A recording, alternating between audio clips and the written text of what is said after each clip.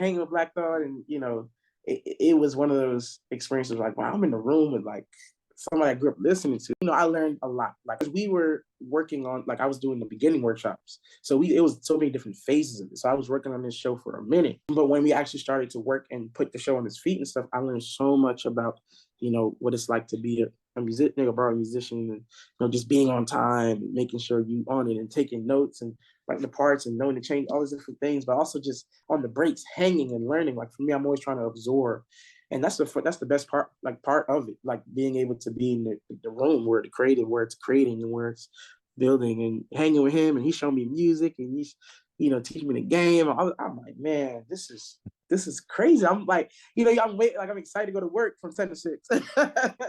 That's So a it was lot. dope. The thing about those the long days, 10 to 6, but like you said, you learn a Woo. lot, and it's cool to be in that room where you see Darren Waters doing the orchestrations and Zane is teaching you things, and then you get to speak to Reek, man. What's the Yeah, that was biggest lesson you got out of that? What's the biggest takeaway you got? man, let me see.